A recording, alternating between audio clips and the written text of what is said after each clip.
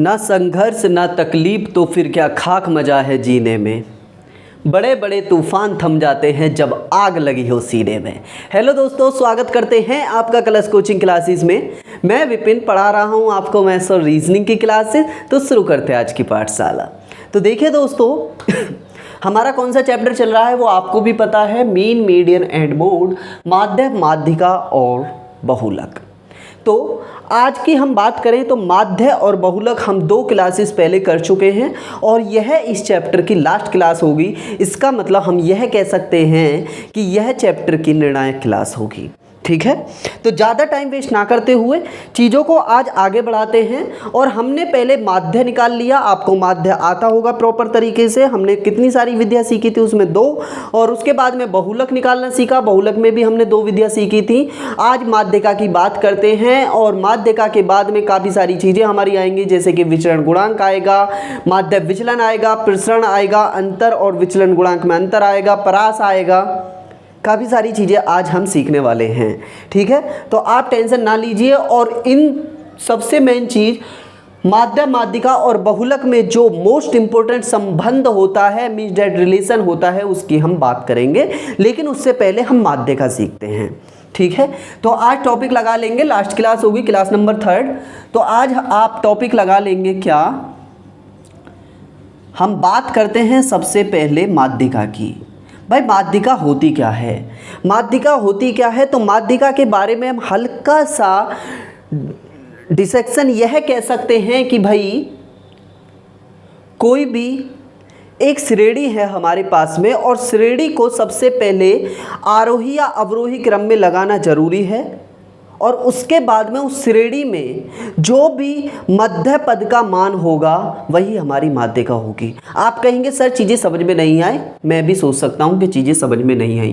भाई आपसे अगर मैं कहूँ कि 1, 2, 3, 4 और 5 यह चीज़ है हमारे पास में, यह चीज़ है, तो आप कहेंगे सर आपसे मैं कहूँ कि ये आरोही क्रम में लगी हुई है या अवरोही क्रम में लगी हुई है, या मैं यह कहूँ कि यह डिसेंडिंग ऑर्डर में लगी हुई है या असेंडिंग ऑर्डर में लगी हुई है। डिसेंडिंग का मतलब होता है अवरोही क्रम और असेंडिंग का मतलब होता है आरोही क्रम।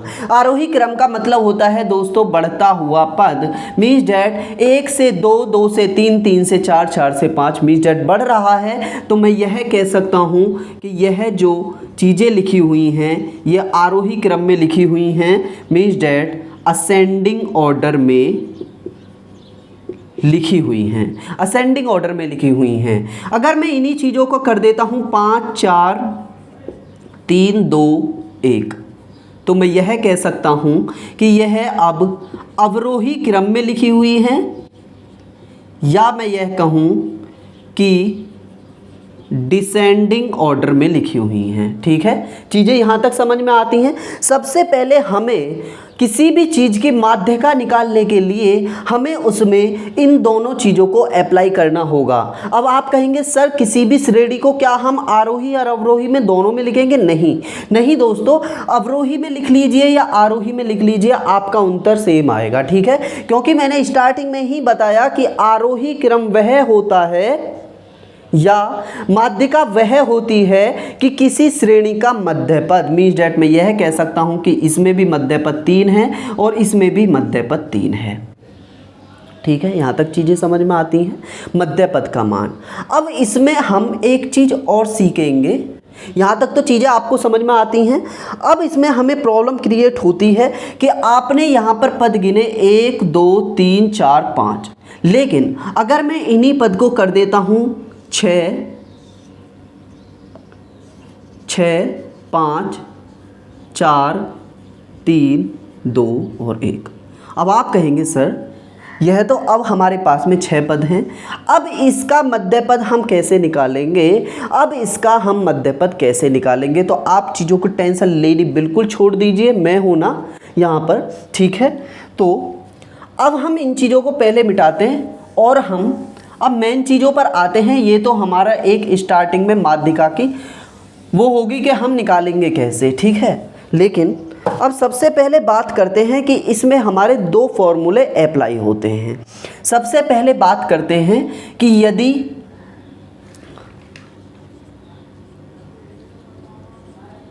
पदों की संख्या विषम है, विषम मतलब आप सब जानते हैं ऑड है, तो उसमें एक फॉर्मूला अप्लाई होता है हमारा क्या, n+1/2 वे पद का मान। n+1/2 वे पद का मान क्या हो जाएगा, यह ही हमारी माध्यिका हो जाएगी। आपको चीज़ें यह सीखनी पड़ेंगी। यह कैसे माध्यिका हो जाएगी, अब जैसे मैं आपके सामने कहूँ कि सर पहले हमें आरोही अवरोही तो निकालना ही पड़ेगा, ठीक है। अब मैं एक श्रेणी ले लेता हूँ आपके सामने, विषम पद हैं तो हम यह कह सकते हैं कि 5 4 3 2 और 1। अब आप बताएंगे कि यह डिसेंडिंग ऑर्डर में है या असेंडिंग ऑर्डर में है, या अवरोही क्रम में है या आरोही क्रम में है, तो आप कहेंगे सर यह घटते क्रम में है, मीन्स डेट अवरोही क्रम में है, ठीक है।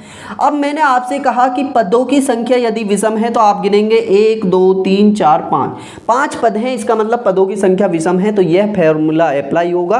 तो पद कितने हैं, n की वैल्यू कितनी हो जाएगी हमारे पास में, फॉर्मूला क्या लगाएंगे, n+1/2 और इसकी वैल्यू क्या है, n की वैल्यू 5 है प्लस 1/2।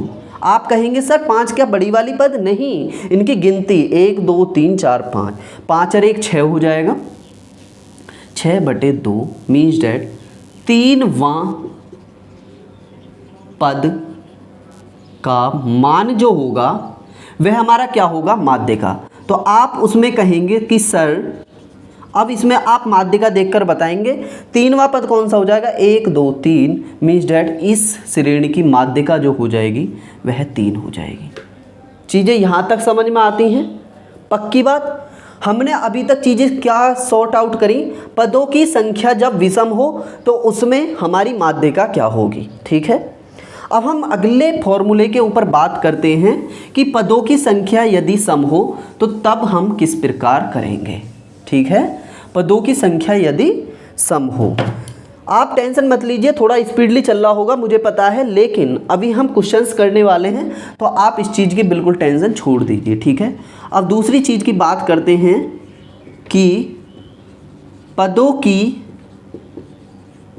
संख्या सम हो या इवन हो, तो आप कहेंगे n/2 वे पद प्लस n/2 + 1 वे पद बटे 2, ठीक है। किस टाइप से सर, इतना बड़ा फॉर्मूला लगाएंगे, जी हाँ। अगर पदों की संख्या सम है तो n/2 वे पद का मान प्लस n/2 + 1 वे पद का मान बटे के 2 करके देखेंगे। एक श्रेणी ले लेते हैं क्या, 1 2 3 4 5 6 7 और 8, ठीक है। यहाँ तक चीज़ें समझ में आती हैं, यह श्रेणी ले ली हमने।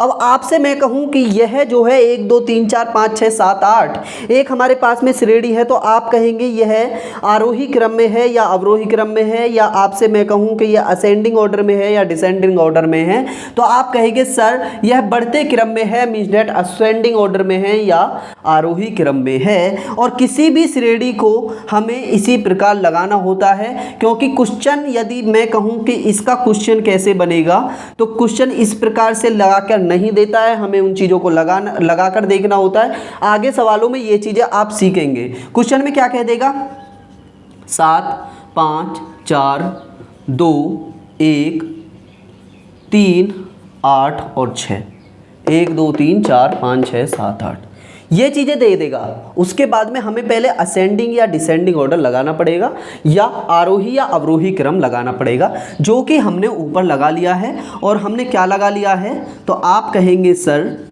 आरोही क्रम हमने लगा लिया है, 1 2 3 4 5 6 7 8 बढ़ता क्रम। अब आपसे मैं कहूँ कि इसकी माध्यिका निकालिए, तो माध्यिका के लिए आप क्या करेंगे, आप पहले पद गिनेंगे, 1 2 3 4 5 6 7 8, मीन्स दैट 8 पद हो गए। और 8 पद हैं तो आपके सामने पदों की संख्या यदि सम है तो उसका फॉर्मूला यह है, तो n/2वें पद, मीन्स दैट मैं यह कह सकता हूँ n का मान 8 है, क्योंकि 8 इसमें क्या है, 8 इसमें पदों की संख्या है। 1 2 3 4 5 6 7 8, 8/2 वे पद का मान प्लस 8/2 प्लस 1 वे पद का मान, और बटे के क्या है फॉर्मूले में, जल्दी से बताइए, 2। ठीक है, अगर आगे बात करें 8/2 मीन्स डेट चौथा पद हो जाएगा। 8 में 2 की भाग देंगे तो चौथा पद हो जाएगा, और चौथा पद यहाँ से गिनेंगे 1 2 3 4, मीन्स डेट चौथे पद की मान कितना है, तो आप कहेंगे सर चौथे पद का मान है 4, प्लस 8/2 प्लस 1, मीन्स डेट आप कहेंगे कि चौथा 4वां पद तो यहाँ पर आ जाएगा, 8/2वां पद, 8/2वां पद मतलब 4वां पद, और 4 प्लस 1 अलग से है तो 5वें पद का मान, तो आप कहेंगे सर 5वें पद का 1 2 3 4 और 5, 5वें पद का मान है 5/2, मीन्स डेट मैं यह कह सकता हूँ कि 9/2, मीन्स डेट इसकी माध्यिका जो होगी वो 4.5 होगी। और 4.5 कहाँ पर आएगी, यहाँ पर। इसका मतलब हमने जब स्टार्टिंग में परिभाषा सीखी थी, और परिभाषा में क्या कहा था कि माध्यिका जो होती है वो किसी भी श्रेणी का मध्य पद होता है, तो आप कहेंगे सर 8 में मध्य पद जो होगा वो 4.5 होगा, और यह 4.5 ही इसकी माध्यिका आई है, 4.5 ही इसकी माध्यिका आई है। चीज़ें आप अच्छे तरीके से यहाँ पर समझ गए होंगे, उम्मीद करता हूँ। ठीक है, अब हम इस चैप्टर के बड़े ही अच्छे क्वेश्चंस की तरफ रुख करेंगे। ठीक है, आपको चीज़ें समझ में आती हैं, आपको चीज़ें समझ में आती हैं, क्या चल रहा है, हमारा माध्यिका चल रहा है, तो आप अब मैंने ये मिटा दिया है, अब आपके सामने अच्छे क्वेश्चंस इसमें रखे जाएंगे। तो क्वेश्चन कहता है दोस्तों, सबसे पहले क्वेश्चन कहता है कि एक कक्षा में 9 विद्यार्थियों की संख्या निम्न है। इसमें 9 विद्यार्थियों की संख्या दे रखी है, जिसमें कहा है 9 विद्यार्थियों की संख्या है, क्या क्या है, तो सबसे पहले 34 32 48 38 24 30 27 21 और 35। ठीक है, तो इसकी माध्यिका हमको ज्ञात करनी है। अब मैं आपको अच्छे तरीके से सिखा चुका हूँ। सबसे पहले हमें माध्यिका निकालने के लिए इसे आरोही या अवरोही क्रम में लगाना पड़ेगा, आरोही या अवरोही क्रम में। तो हम करते हैं सर आरोही क्रम में इसे लगा लेते हैं। आरोही क्रम का मतलब बढ़ता हुआ क्रम। आरोही क्रम की बात करें तो आप मुझे बताएंगे इसमें सबसे छोटा पद क्या होगा, तो आप कहेंगे सर इसमें पद हैं 1 2 3 4 5 6 7 8 9, सबसे छोटा पद 21 हो जाएगा क्या, बिल्कुल हो जाएगा, और 21 हो जाएगा सबसे छोटा पद। इसका मतलब क्योंकि आरोही क्रम कहता है कि सबसे छोटे से बड़ों की तरफ हम बढ़ते चलते हैं, तो इसमें 21 हो जाएगा। 21 के बाद में 21 से बड़ा पद कौन सा है, तो आप कहेंगे सर 24 है, 24 है। 24 के बाद में अगला बड़ा पद कौन सा है सर, 27 है, बिल्कुल 27 है। और उसके बाद में 27 से अगला कौन सा है, 27 से अगला कौन सा है, तो आप कहेंगे सर 27 से अगला है 30। 30 से अगला कौन सा है, तो आप कहेंगे 30 से अगला है 32। 32 है, बिल्कुल। और 32 के बाद में क्या है, 34 है। और 34 के बाद में 35 है। और 35 के बाद में क्या है, 38। और 38 के बाद में है 48। गिनेंगे कितने पद हो गए, 1 2 3 4 5 6 7 8 9। ठीक है, 9 पद हैं। अच्छे तरीके से चीज़ें समझ में आती हैं, 9 पद हैं इसमें। और हमने इन सारी श्रेणी को आरोही क्रम या असेंडिंग ऑर्डर में लगा लिया। असेंडिंग ऑर्डर का मतलब, आरोही क्रम का मतलब सबसे छोटे पद से सबसे बड़े पद की ओर बढ़ता हुआ क्रम। ठीक है, अब मैं आपसे कहूं कि इसमें माध्य का निकालने का फॉर्मूला कौन सा लगेगा, तो आप कहेंगे सर इसमें 9 पद हैं, 1 2 3 4 5 6 7 8 9 पद हैं, और 9 पदों को निकालने के लिए क्या करना होगा, 9 पद वाली श्रेणी की माध्य का निकालने के लिए हमें फॉर्मूला अप्लाई करना होगा, जो कि होगा माध्यिका बराबर n+1/2 वे पद का मान। यही तो फॉर्मूला था, n+1/2 वे पद का मान। अगर मैं आपसे कहूं n की वैल्यू क्या है इसमें, तो आप कहेंगे सर 9 पद हैं, इसमें सर 9 पद हैं, 9 + 1/2 मीन्स डैट 10/2 बराबर हो जाएगा 5 वे पद का मान। ठीक है, चीज़ें समझ में आती हैं। और 5वें पद की आप मुझे अब वैल्यू बता दीजिए। अब मैं आपसे कहूँ सर ऊपर वाले में गिनेंगे क्या 5वां पद? नहीं, जो कि हमने आरोही क्रम निकाला है। तो 5वां पद देखिए 21 24 27 1 2 3 4 और 5, 5वां पद कौन सा है? तो आप कहेंगे सर 32, और 32 ही इसकी क्या हो जाएगी, माध्यिका हो जाएगी। चीज़ें समझ में आई? 32 इसकी क्या हो जाएगी, 32 इसकी माध्यिका हो जाएगी। चीज़ें समझ में आपको अच्छे तरीके से आ चुकी हैं। ठीक है, ठीक है। अब यह सवाल तो आपको अच्छे तरीके से समझ में आ गया। इसी टाइप का एक काम करते हैं, एक सवाल और ले लेते हैं, और जो कि हम कर लेंगे उसे समपद वाले का। ठीक है, तो उसके बाद में यह कंसेप्ट हमारा अच्छे तरीके से डिस्कस हो जाएगा। अगले क्वेश्चन की बात करते हैं कि निम्न आंकड़ों से 10 श्रमिकों के प्रतिदिन की मजदूरी ज्ञात का माध्य ज्ञात कीजिए। तो क्वेश्चन दे रखा है दोस्तों सॉरी, क्वेश्चन में क्या कहा है, क्वेश्चन में 10 श्रमिकों के प्रतिदिन की मजदूरी दे रखी है, जो कि है 20 25 17 18, 20 25 17 18, 8 15 22, 8 15 22, 11 9 14, 11 9 और 14। ठीक है, यहाँ तक चीज़ें समझ में आती हैं। कितने पद हैं? 1 2 3 4 5 6 7 8 9 10 पद हैं। अब इसकी माध्यिका हमको अच्छे तरीके से निकालनी है। तो आपको अच्छे तरीके से माध्यिका निकालनी आती है तो आप निकालेंगे। अब एक काम करते हैं, माध्यिका निकालने के लिए आप मुझे बताएंगे क्या करना पड़ेगा,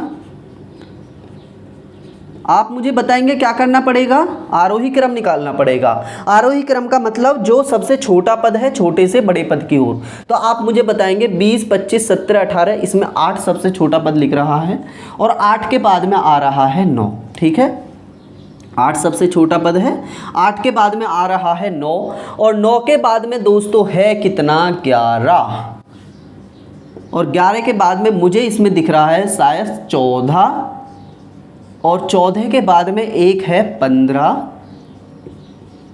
15 के 22 में बाद में 22 18 17, तो यह है 17, 17 के बाद में 18, और 18 के बाद में 20, 20, और 20 के बाद में कितना हो जाएगा, 22, और 25 में से 22, और लास्ट का 25। यहाँ तक तो चीज़ें समझ में आती हैं भाई। कितने पत्ते, 10 पत्ते गिन के देख लीजिए, सही हो जाएगा। ठीक है, 1 2 3 4 5 6 7 8 9 10। ठीक, चीज़ें समझ में आती हैं। 10 पद हैं, और 10 पद के लिए माध्यिका निकालने का फॉर्मूला मेरे को आप बताएंगे, मुझे याद नहीं है, आप बताएंगे माध्यिका निकालने का फॉर्मूला। तो आप कहेंगे सर पद है हमारे पास में सम, सम मीन्स डेट n की वैल्यू है हमारे पास में 10, और सम के लिए फॉर्मूला होता है क्या, n/2 पद का मान प्लस n/2 + 1 वे पद का मान। यहाँ तक चीज़ें समझ में आती हैं। और बट्टे के कितना था, बट्टे कितना था 2। अब आगे बढ़ते हैं, n/2 पद का मान प्लस n/2 + 1 पद का मान। ठीक है, n/2 पद का मान की बात करते हैं, n की वैल्यू होगी 10, तो क्या हो जाएगा 10/2 वे प्लस 10/2 प्लस 1 वे। ठीक है, वे क्या है, वे पद का मान मैं पूरा नहीं लिख रहा है ना, बटे 2 है। ठीक है, 10/2 वे पद प्लस 10/2 प्लस 1 वे पद अपॉन 2, तो क्या हो जाएगा 5 वे पद प्लस 10/2 5, 5 प्लस 1 कितना हो जाएगा 6 वे पद, और बटे के कितने हो जाएंगे 2। अब आप मुझे बताइए इसमें पांचवा पद और छठवां पद कौन सा है। तो 1 2 3 4 5, पांचवा पद 15 प्लस छठवां पद कितना है 17 बटे के 2। ठीक है, सही से लिख जा 2। ठीक है, 15 और 17, पांचवें पद का मान 15 था और छठवें पद का मान 17 हो गया। 15 प्लस 17 बटे 2 हो गया, मीन्स डेट 15 दूनी 30 और 2 32 बटे 2 बराबर कितना हो जाएगा, ये हो जाएगा 16, और 16 ही इस पद की क्या हो जाएगी मध्यिका। चीज़ें समझ में आती हैं, चीज़ें समझ में आती हैं। आंसर क्या सही है, बिल्कुल सही आंसर है हमारा 16 पद, 16 इसका माध्यिका हो गया, और चीज़ें आपको अच्छे तरीके से समझ में आ गई होंगी। ठीक है, ठीक है, रेडी कर लिया सवाल, बढ़े आगे। ओके, अब देखिए चीज़ें होती कैसे हैं। अब मैं आपके सामने एक बात रखता हूँ कि इसमें एक श्रेणी वाले क्वेश्चन भी होते हैं, और श्रेणी वाले क्वेश्चन होते हैं बहुत ही बड़े से। तो आप कहें मुझे तो मैं करा दूं, और नहीं कहें तो मैं नहीं कराऊं। क्यों? क्योंकि उनका वेटेज मेरे को लगता नहीं है, क्योंकि मैंने अभी तक तो क्वेश्चन उस टाइप का देखा नहीं है। यदि श्रेणी वाले की बात करें तो वह माध्य पूछ लेता है, माध्य में आपको प्रॉपर तरीके से चीज़ें पता हैं कैसे डिस्कस होती हैं, और बहुलक पूछ लेता है, माध्य का नहीं पूछता श्रेणी वाले में। ठीक है, तो इसलिए मैं उन क्वेश्चन को स्किप करता हूँ। यदि मेरे को कहीं पर भी क्वेश्चन मिलेगा उसमें, तो मैं आगे छोटी वीडियो लाकर 4 से 5 क्वेश्चन आपको डिस्कस करा दूंगा। ठीक है, कराने तो थे, लेकिन आपको पता है दिख रही हैं चीज़ें, और मुझे इसलिए थोड़ा सा वेटेज इसलिए लगा क्योंकि आज क्लास नंबर 3 है इस चैप्टर की, और यह चैप्टर हमारा क्लियर हो जाए तो आज बहुत ही अच्छे तरीके से चीज़ें इस ख़त्म हो जाएंगी। और उसके बाद में जो अर्थमेटिक हमारा टाइम एंड डिस्टेंस चल रहा था उसके हिसाब से फिर से हमारी चीज़ें आगे बढ़ेंगी। टाइम एंड डिस्टेंस हम कंप्लीट कर चुके थे, है ना, बोट एंड स्ट्रीम रह गया था, बोट एंड स्ट्रीम कर लेंगे। ठीक है, तो अब बात करते हैं आगे। एक फॉर्मूला होता है हमारे पास में, क्या, अब एक फॉर्मूला होता है माध्य, माध्यिका और बहुलक में संबंध है। अब मैं आपके सामने बात करूं माध्य, माध्यिका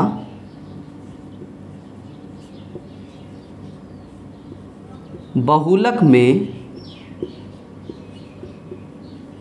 संबंध। ठीक है, अच्छा सीबीएसई वाले बोर्ड के लिए भी लिखना है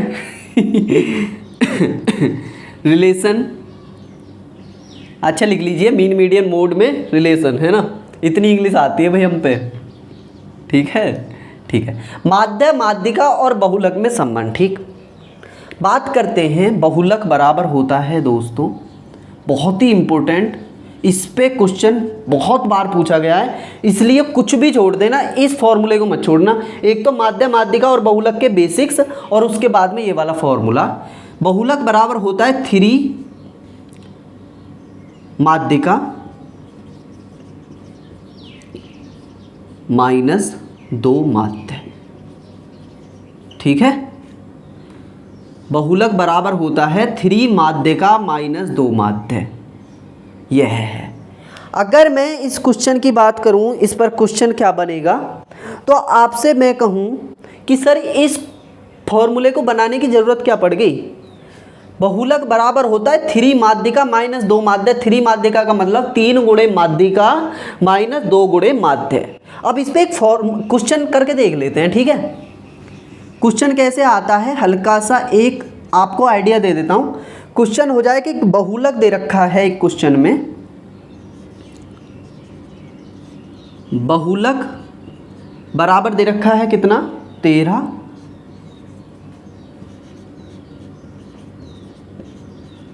मध्यिका दे रखी है 8, तो इसमें माध्य पूछा है हमसे, ठीक है।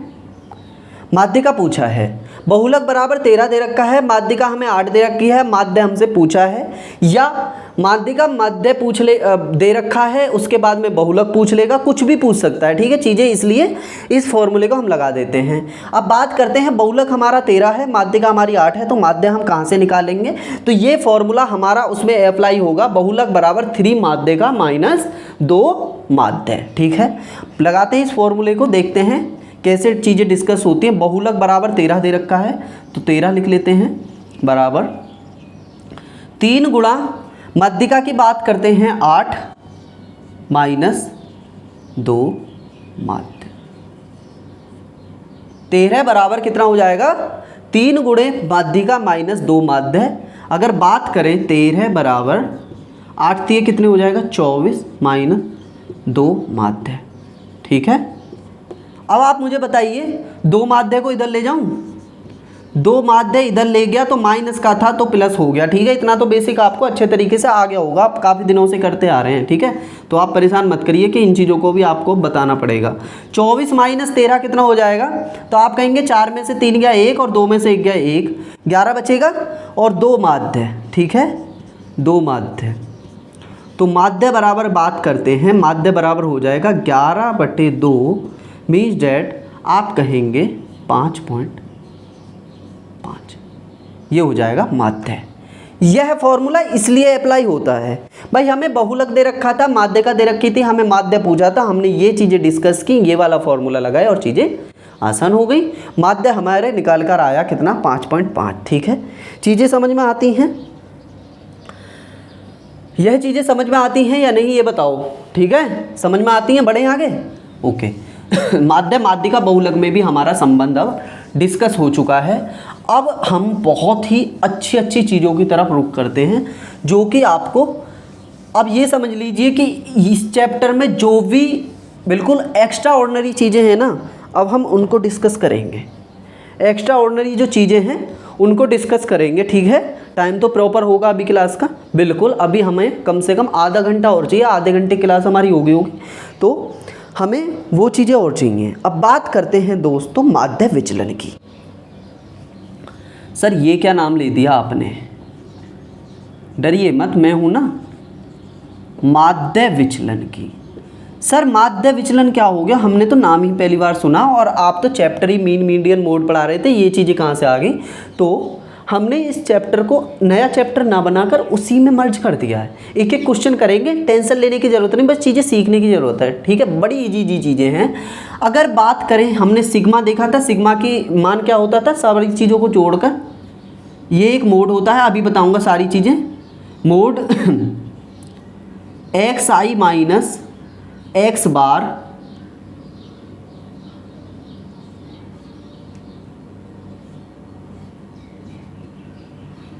एक्स आई माइनस एक्स बार बटे एन, ये होता है माध्य विचलन। सर ये क्या कर दिया?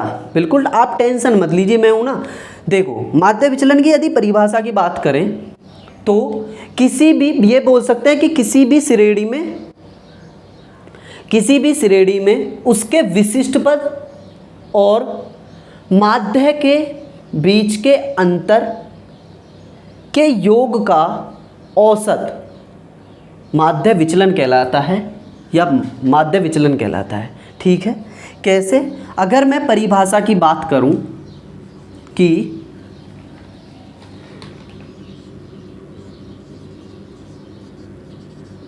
किसी श्रेणी में उसके विशिष्ट पद तथा माध्य के बीच के अंतर के योग का औसत योग का औसत माध्य विचलन कहलाता है, माध्य विचलन कहलाता है। ठीक है।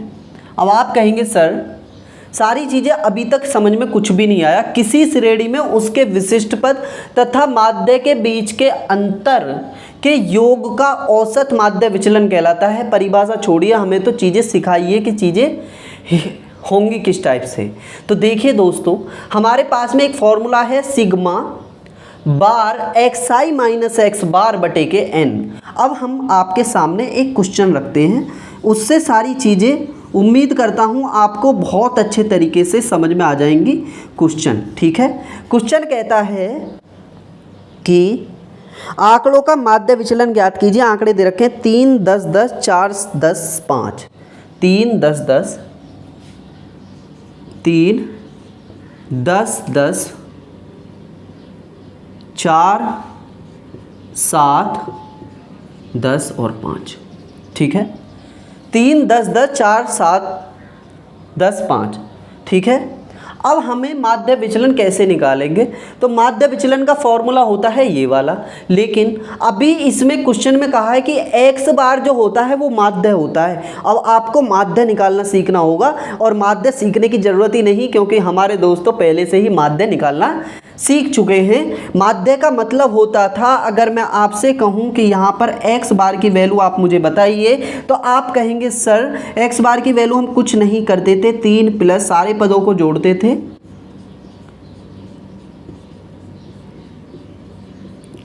क्योंकि औसत ही माध्य होता है। मैंने आपको अच्छे तरीके से पढ़ाया था, है ना। 3, 10, 10, 4, 7, 10, 5 बटे 1, 2, 3, 4, 5, 6 और 1, 7। यही तो चीज़ें होती थी। जोड़ देंगे, 10 दूनी 20, 3, 23, 4, 27, 27 और 7, 34, 34, 5, 39, 10, 49, 49 बटे 7 मीन्स डेट 7। और 7 क्या आ गया हमारा? x बार आ गया। ठीक है। 7 क्या आ गया हमारा? x बार आ गया। अब हमें क्या करना है? माध्य विचलन निकालने के लिए हमें औसत चाहिए था, और औसत आ गया हमारा अभी तक 7। अब हमें आगे चीज़ों को आगे डिस्कस करने के लिए हमें क्या करना पड़ेगा? तो आपके सामने अब मैं माध्य विचलन निकाल कर दिखाता हूँ कि सर माध्य विचलन क्या होता है। माध्य विचलन कैसे निकालते हैं? अब आपके सामने सिग्मा लगा हुआ है, तो सिग्मा का मतलब होता है प्रत्येक पद। प्रत्येक पद को हम सेम कंडीशन रखेंगे, और xi माइनस एक्स बार, और xi का मतलब होता है दोस्तों प्रत्येक पद। मीन्स डैट यदि इसमें xi की बात करें तो वो 3, 10, 10, 4, 7, 10, 5 सारे के सारे xi हैं। और इस यह जो काम कर रहा है इसका मतलब होता है क्या? यह चीज़ भूल गया, लेकिन जो ना इसमें ना आप देखेंगे कि इसका काम होता है कि कोई भी यदि माइनस की वैल्यू है, अगर मैं आपसे कहूँ -4 के बराबर दोनों चीज़ों की तरफ ये लगा दें, तो आगे जो ये चीज़ निकलेगी वो 4 निकलेगी। ठीक है। इस चीज़ का आप ध्यान रखेंगे। ठीक है। जब इस चैप्टर को पढ़ेंगे हम अच्छे तरीके से इसको भी डिस्कस कर लेंगे। अब हम सारी चीज़ों को एक तरफ से देखते हैं। xi, पहले xi की वैल्यू आप मुझे बताइए। तो पहले xi की वैल्यू होगी 3, माइनस x बार है तो x बार का मतलब 7 है, और यह हो जाएगी ये। ठीक है। उसके बाद में दूसरे की बात करते हैं। 10 minus 7 plus 10 minus 7 plus 4 minus 7 plus 7 minus 7 plus 10 minus 7 plus 5 minus 7। ठीक है। यहाँ तक चीज़ें समझ में आती हैं। कितनी चीज़ें होगी? 1, 2, 3, 4, 5, 6 और 7 ही चीज़ें थी, और बट्टे के है n का मतलब है वह पद कितने हैं। तो आप मुझे बताएंगे सर पद कितने हैं? वह हैं हमारे 7 पद। ठीक है। अब बात करते हैं, आपको मैंने यह चीज़ सिखाई तो बारोग्राफ लगा हुआ है, तो बारोग्राफ का मतलब 3 माइनस 7 हो गया मोड। इसको बोलते हैं मोड। चीज़ें याद आ गई, मोड बोलते हैं। मोड लगा हुआ है तो इसका मतलब मोड 3 माइनस 7 और 3 - 7 मतलब अंदर बचेगा -4, और -4 बचेगा तो जब मोड से बाहर लेकर आएंगे तो वो बचेगा 4। इसी प्रकार 10 - 7 तो 3 बचेगा ही बचेगा प्लस का, 10 - 7 3 ही बचेगा, इसमें तो चीज़ें डिस्कस करने की जरूरत नहीं। यहाँ पर देखेंगे 4 - 7 बराबर बचेगा -3, और मोड के अंदर है तो -3, मोड के बाहर तो 3, ठीक है। उसके बाद में 7 - 7 0, प्लस 10 - 7 2, और प्लस 5 - 7 का मतलब 5 में से -7 जाएंगे -2, मोड के अंदर है तो -2, मोड के बाहर है तो 2, ठीक है। 10 में से 7 गए, यहाँ पर 3 आएगा, है ना, चीज़ें गलत हो जाती हैं। 10 में से 7 हो जाएगा तो 3 आएगा, ठीक है। और बटे के कितना है हमारा, आप भी जानते हैं, बटे के है 7, ठीक। अब आगे बात करते हैं, सारी चीज़ों को जोड़ेंगे, 4 3 7 3 10, 3 13, 13 3 16, 17 18, और 18/7 ही हमारा माध्य विचलन होगा, 18/7 ही हमारा माध्य विचलन होगा। और यह कितना हो जाएगा, 7 दूनी 14, और 4 बचेगा, 7 दूनी 14, 4 0 7 पंजे 35, और 5 0 7 7 49, 2.57 हमारा क्या हो जाएगा, माध्य विचलन। उम्मीद करता हूँ चीज़ें आपको अच्छे तरीके से समझ में आई। हमने इसमें परिभाषा को भी देखा, परिभाषा के बाद में इसका फॉर्मूला माध्य विचलन का sigma mode of xi minus x बार बटे n, उसके बाद में एक क्वेश्चन को डिस्कस किया, और अच्छी चीज़ें से हम माध्य विचलन को सीख चुके हैं, ठीक है। तो आगे बढ़े, क्वेश्चन समझ में आया या नहीं आया ये बताओ बस मुझे आप। आ गया, पक्की बात, ओके। अब बढ़ते हैं आगे और अगले कंसेप्ट की तरफ, और अगला कंसेप्ट होगा क्या, अगला कंसेप्ट क्या होगा, माध्य विचलन को ऐसे लिखे रहने देते हैं क्योंकि ना ये मुझे चाहिए, एक काम करते हैं दोबारा से लिख लेता हूँ, है ना। माध्य विचलन, माध्य विचलन का फॉर्मूला आप मुझे बताएंगे क्या, sigma mode of xi minus x बार बटे n, ठीक है। अब अगली बात करते हैं नए कंसेप्ट की, इस पर आप ध्यान नहीं देंगे, बिल्कुल मिटा दीजिए, हम इसे सीख चुके हैं प्रसरण की, कि प्रसरण क्या होता है। प्रसरण की बात करते हैं, और प्रसरण भी बिल्कुल सेम टू सेम इसी का एक कॉम्बिनेशन होता है, बस हल्का सा एक स्टेप आगे जाएगा, तो आप टेंशन लेने की जरूरत नहीं। प्रसरण बराबर होता है सिग्मा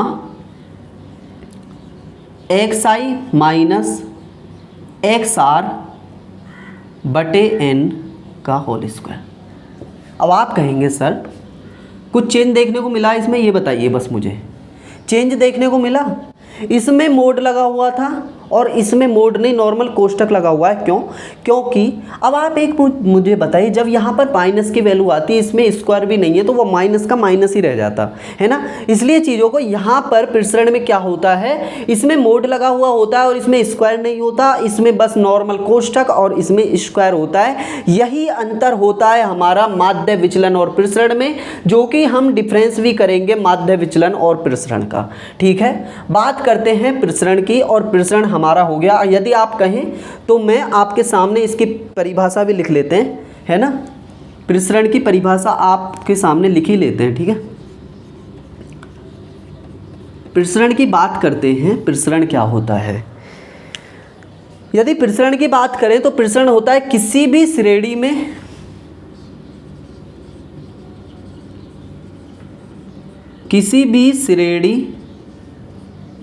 के प्रत्येक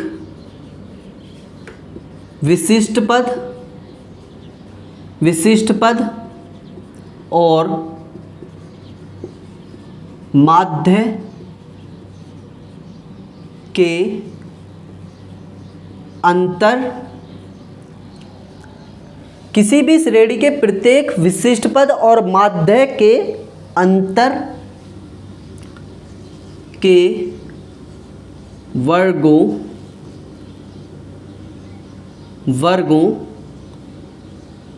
का योग क्या हो जाता है, वर्गों के योग का औसत प्रसरण कहलाता है। सर चीज़ें समझ में नहीं आई, तो कौन कहता है परिभाषा सीखने के लिए? बस मैंने तो आपके स्वेच्छा अनुसार चीज़ें लिख दी हैं, ठीक है। क्या होती है? किसी भी श्रेणी के प्रत्येक विशिष्ट पद और माध्य के अंतर के वर्गों का योग का औसत प्रसरण कहलाता है। गोली मारिए, ठीक है। क्वेश्चन की बात करते हैं, डायरेक्ट क्वेश्चन की बात करते हैं। और क्वेश्चन कहता है क्या? 36, 28, 45 और 51।